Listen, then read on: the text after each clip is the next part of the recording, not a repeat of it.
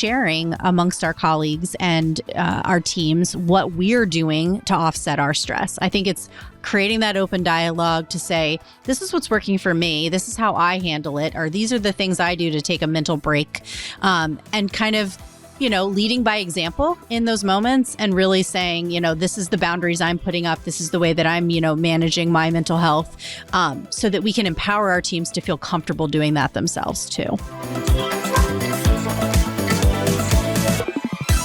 All right. Well, good to see you, Kara. I'm super excited to talk today about our topic of the unspoken stress of event planning, mental health in the industry. But before we kick into that, I want to just let everyone know we're super excited. We have our own Event Planner Confessions social channels. So wherever you follow along, TikTok, LinkedIn, Instagram, and Facebook, join us there, because exciting news, we are wanting to hear from you about your own confessionals. We want to make this a dialogue. We want to hear about all of the stressors and successes that impact you. And we're going to start talking about those topics as well on our conversation. So we're excited to hear from you. So just follow us along on socials, click on our link tree. You can leave us a voicemail, you can DM us, and we'd love to hear from you guys and share your stories here on the podcast. Yes, as I've run into so many of you over the last few weeks since we've launched this, I've had some great conversations where you all have some really good confessions to share. So Don't hold back. Give us the goods. And if you want to stay anonymous, that's fine. If you want to say your name, whatever you want to do, we just want to hear your stories and share them with the world. So thanks in advance. Yeah, we're super excited. Well, let's kick it over then to our topic today. So we're talking a little bit about mental health in the industry. And obviously, there's a ton of impacts that affect event planners and cause stress. I mean, we know all of these things, right? So, they're caught in the crossfire of managing expectations of multiple stakeholders. They're working within budget limits, and they still have to execute these, successful events flawlessly. There's tool restrictions that we, face in terms of what's at our fingertips as event planners. And I think it's interesting, in 2023, event planning was the third most stressful job in the world, right? And we're seeing it rank a little bit lower now in 2024. So I think I want to dive into a little bit of what is impacting that trend downward. These things that we just mentioned still exist. So there's something shaking it all up, right? So I'd kind of like to start there. And I kind of like to hear from you, Kara, about, what those things that you're juggling within your, your life and what you're hearing from your team in a leadership role, that are causing those stressors, and maybe some things that they're doing to offset some of that stress. Absolutely. I think that maybe one of the reasons that it's getting slightly less stressful is because as event professionals, we're getting a little bit more confident into our role and feeling a little bit more comfortable talking to our clients about expectations of deadlines, about boundaries, so we're not getting those 2 a.m. calls if they really could wait till 8 a.m., right? And having some of those hard conversations early on in the planning process to say, okay, this is what we have to, this is what you can expect from us. We need 2 weeks to turn around a proposal. We need to meet every week, and this is what you need to provide to the meeting, not just me, right? So that there's a little bit more of a balance between the team that is supporting the event and the stakeholders and the decision makers that are expecting the event to be flawless, right? And some of those bigger conversations that the event team was never at the table, they never got to be a part of the conversations to set expectations. Hey, you need to book your hotel 4 years out because we're 800 people and we're never going to find space if we don't. Like, those things weren't, they weren't really we weren't in the, in the executive boardroom saying these things to these people that were making these final decisions and signing off on these, multi-million-dollar spends for these events.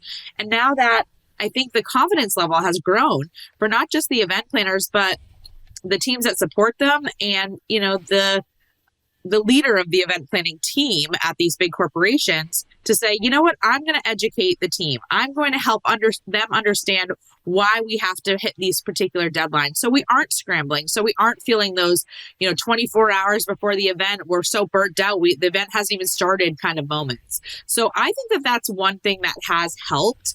But the burnout is still real. And I don't believe that we have a solution altogether. I believe that is something we all work at every day with our team members to make sure, are you good? Do you feel supported? Do you feel like you can handle the workload you have? Could you take on more? Do you need to take on less? Can you delegate more? Those are conversations we have daily. Yeah, no, I think it's key. It's understanding, what the workload is and how we can offset it.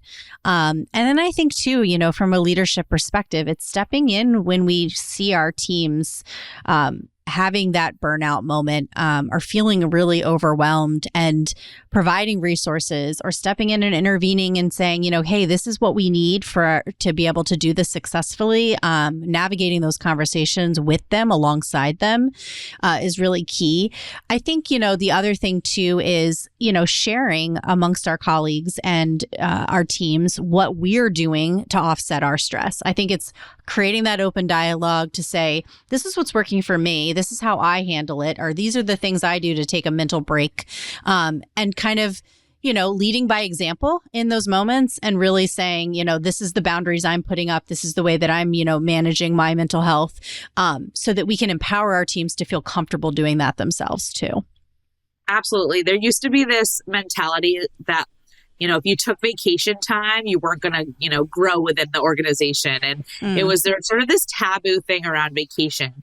And I find myself coming back or going on vacation, because I do think vacation is so important to my mental health personally, and coming back and feeling so rejuvenated, so re-energized, and so ready to take on the world that I usually on my first team call after vacation, one of the first things I say is, everybody take a vacation. You'll be so happy you did it. You won't regret it. I promise. And I try to push my team to take more vacations, because I want them to have the feeling that I'm having that day when I've come back and I'm ready to take on the world. And we give out, discretionary days if you work overtime, after sort of beyond, 40, 50 hours a week. If you work your nights, if you work weekends, these extra 4-hour increments that happen because we're all working on site at events so much, you're able to take that time and reuse it on a later date. And the discretionary time is all tracked through our HR system. So it's super easy to see, oh my gosh.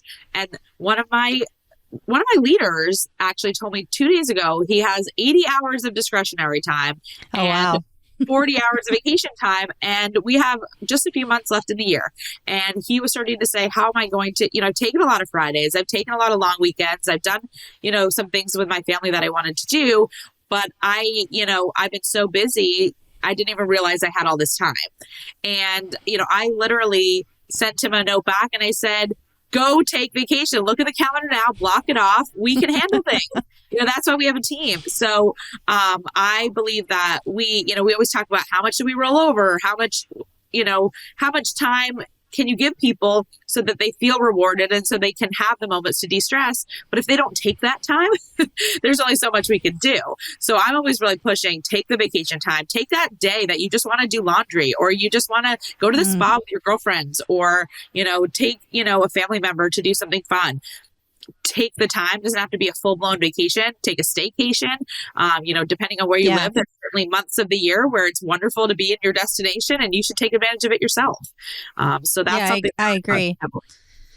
Yeah. And I think it's, I always push this too of, vacation time is so sacred, and you have this ability to really disconnect. I oftentimes have conversations with my team that if you're booking a dentist appointment over lunch, don't take that as PTO. That's not a vacation. That is going to do something that you need to take care of yourself. We can cover you out. I don't want there to be this expectation that, this vacation time is here for you to take for everything that you're doing to keep your life running, because I know they're putting in the overtime, the extra hours, the availability when we need them to. They're stepping up to the plate. What can I do to help? When can I be available? How can I be a team player? So I think it's also encouraging your team to feel confident that we all have to balance work and life, and that's okay. It's part of the role we have, and we're here to support it. I did want to talk about, because we have a culture club at our company, and we had a really interesting call the other day. We had an expert from Body Brain Wellness join us, and they taught us about emotional freedom technique, which is something that was new to me, and I was really interested to kind of take it all in and learn about it. And obviously, we all kind of sat on a call together and did it as a team, which was really amazing. But it's basically this like tapping technique for different points in the body to relieve negative experiences, emotions, to kind of de-stress. And I think it's one of those moments where, from a culture perspective, we had this guest speaker come in to kind of tell us about something. And now it's been something that I'm starting to do in my daily life. So I think it's kind of great when we have these, culture moments that then bring the expertise into the room, and then we take away from it and we actually use those things. So I find myself, when I'm having like a stressful day or stressful moment, or I've had an interesting call that I need to kind of, take a break from, that I'm doing this tapping technique that I would have never known about had it not been brought up to us in this culture moment. Yeah, I think sometimes those little things can make a huge difference too. Even breathing techniques. Sometimes, taking a minute when you're on site in an event and taking some deep breaths. Everyone expects an instant answer. What are we going to do to solve this problem? Or where is that vendor? Or what's going on? And breathe through that, right? Breathe, deep breaths, 4 seconds in, hold 4 seconds, 4 seconds out, right? There's all these different techniques around the best ways to sort of calm yourself in those moments. But I think our operations team, especially on site, is doing all kinds of different things to keep the stress levels down when they're in a moment of what can be fairly chaotic and fairly stressful. Confession, I used to be really hard on myself when I would see a team member working overtime. We have a really great culture where we like to hang out with each other outside of work a lot. And I would find myself, at happy hour with a bunch of the sales team. Just, we would all live in the same neighborhood. We'd get together for, sushi nights or whatever. And one of the girls was constantly bringing her laptop with her. And I saw what she had open. She had budget summaries open, and she was going through, and, we would be chatting, and she'd be over here with her fingers typing away. And it was kind of driving me nuts. I was like, it's 6:00 on a Thursday night. Can you just enjoy your margarita and chill out?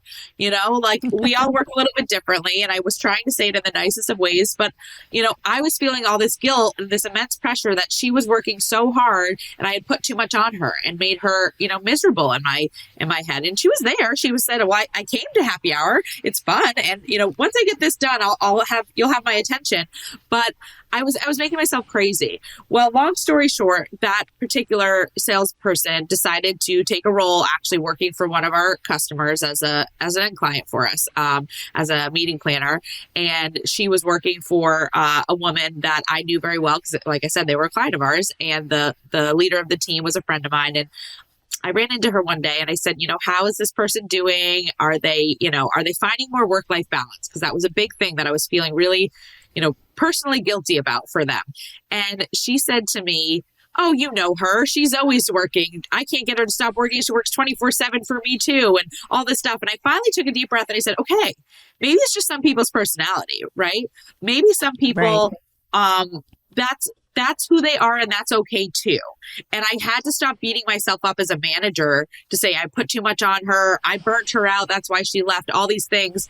Because, come to find out, I talked to the person that managed the company before, and she was the same way. I think sometimes it's just a challenge that, people have different personalities. People want to feel like they're busy and they're, being productive. So you can lead by example, you can encourage, you can do all of those things. But ultimately, at the end of the day, sometimes it's about acceptance too, that everyone has a different perspective and a different way to approach things. I would love to hear a little bit personally, confession, because I know you are a very busy gal and you do a lot, and you probably outside of those vacations, you're always, available and working as much as possible because you are such an incredible person here at our company and have such an important role. What do you do outside of vacations in the day-to-day to keep your stress level at bay? Yes. So my vice is boating. So my husband's a boat captain, so that certainly helps. But some people golf, some people have different memberships to different things. We get out on the water and get fresh air and just detach from the day. He used to take me to work by boat when we lived in the city, before kids. And that was such a great way to start the day. We would really just like breathe in the salt air, not be on my phone, because when you're out in the boat, you don't look at your phone, you're enjoying the view, you're checking out the houses and the trees and the birds and the animals. He does a lot of fishing. So we're always kind of, looking at nature. And that for me is a place where I can just decompress and shut off and honestly let my phone ring and not answer it for a change. And, on the weekends, it's a much easier time to do it. But even, at 4:00 some days, we just say, you know what, it's a beautiful day out. Let's take advantage of it and close up a little early and get a little fresh air. And, now that we've have a family, we do it as a family. And it's really just our place where we're in this very close corners and we spend time with each other. And that for me gives me energy to go back to work, even if it's later that night at 8:00, which hopefully it's not always, but sometimes. Well, and if you get far enough out on the water, no one can reach you anyways, right? You don't get the cell service. So you're doing yourself, you're definitely working that angle. I love that. I think, for me, it's my morning routine that's really important to me. My husband and I get up every morning and I have it time blocked on my calendar. So truly it is a do not disturb moment for my team.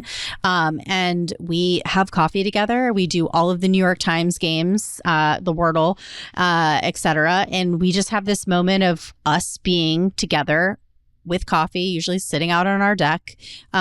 And it's quiet and it's peaceful. And we really try to make sure that we are not talking about work. We're not talking about the day. We're just kind of talking about anything else that might come up. And it's a really nice way to start the day because we start it in a really calm fashion. And I think that's important, right? When you can start your day even keeled, de-stressed, going into the day, you can handle a lot of those stressors a lot better. Absolutely. I think that's a really good takeaway is find what works for you, right? What works for me and what works for Ashley is different. And we're not experts on mental health. We just have tried to figure out ways to get through the chaos and get through the busyness and, avoid the burnout that we've seen other people go through. I hate to talk about COVID because it's really my least favorite topic usually. But I think what was interesting about COVID is there was people that left the event industry and as soon as there was an opportunity to come back, they said, I miss the chaos. I miss the action. I miss the craziness of it, right?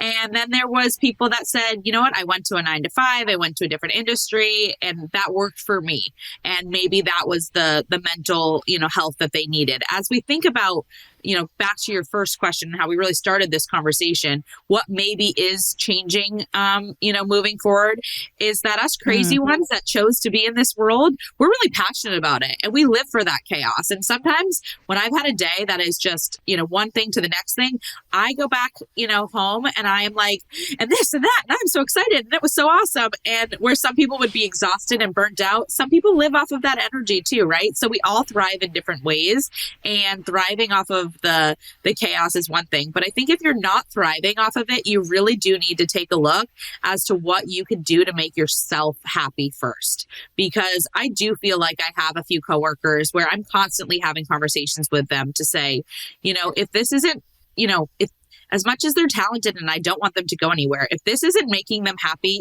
if they're having an impact on their health, if they're having an impact on their relationships, maybe this isn't the right job for them. And in full transparency, I hope this is the right job for all of them, but I hope they can find a way to figure out how to balance these things and to not let themselves get in over their heads where they feel that burnout. Because it's a conversation that I have often with all different people from different teams. whether they're in operations or creative services or sales or support positions all the way through. What I think has been interesting is how CSI has created positions for people that need different boundaries. And, I had a good friend of mine that I hired years ago to do a sales role. She turned out to be incredibly creative. We moved her into a creative role. And, down the road, she started a family and said, I just can't hit these deadlines. I just can't work these hours, but I don't want to leave CSI. And there was a opportunity for her to take a more administrative role that was 4 days a week and gave her the balance that she needed. And for her to speak up and say, this is what's important to me right now. Can this company support that? Was so empowering. And when I heard, our team say, yes, not only do we not want to lose you as a talent, but we appreciate that you're honest about how you're feeling and how you see a future here. And, in true confession, I don't know that I would have approached it that way. And I was so glad that she was open to that conversation and that we were open to building the right fit for someone. So I would say if I had just one piece of advice to give anyone in event planning that is feeling like they're having these sort of burnout moments or these mental health challenges or just, aren't feeling themselves, take a breath, focus on what might make you happy and design that for yourself. Have conversations with your managers, tell them what's going on, figure out what parts of your job bring you joy and give you excitement and which parts are draining everything out of you.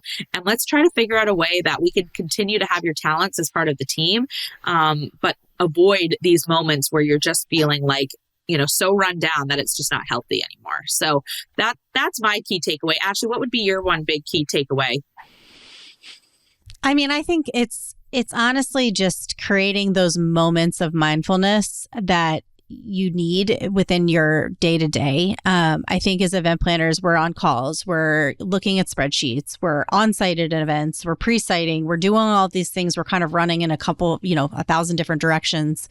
And if you can carve out little moments of mindfulness and little moments where you can kind of de-stress, those make such a big impact. So it doesn't have to be this approach of like, I need to revamp my entire life and I need to change things unless you really do. But if you feel like you still love your job and you love the hustle and you love working in events and you're trying to kind of figure out how to balance, it's those little moments that can make such a difference. Just to kind of bring it back to something that I heard from one of our teammates in our California office, they have a really incredible events team. They're running in 1,000 different directions. And I was talking to one of the gals in the leadership role, and they created this idea of, we're all going to have a text chain. And when we're all running on these events and we're running on no sleep and we're crazy busy, all she has to say is proof of life over text, and they all snap a photo of themselves and share it out to the group in a fun way. So it could be them surrounded by piles of linens or pretending to be asleep on their clipboard or, just some sort of silly moment of showing, hey, I'm in the chaos, but I'm here. Proof of life. I'm still standing, as little as it may be. And it's that little moment that created this opportunity for everyone to engage with each other, to have a laugh, to just kind of, take it all in and realize like we're all, running in 1,000 different directions, but it's okay that we can kind of take a breather. So I think it's like those little things that make life different and make things a little bit more approachable.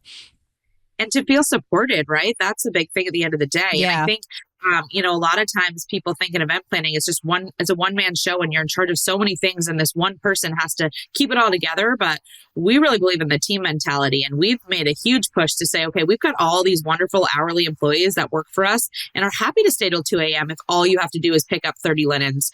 Let them stay till 2 and you get home at a reasonable hour because you have to be up again the next morning. And so we have made a huge shift to lean on these really, talented event professionals that work for us part-time to do those extra hours, those late nights, those in-between times so that our team doesn't burn out as often as they have before. So this has been a really great conversation. I think there's so much more we can touch on when it comes to mental health. And, as we dive into some of your confessions, I'm excited to hear hopefully some moments where you overcame a mental health challenge and overcame burnout so that the rest of us can learn from it as well.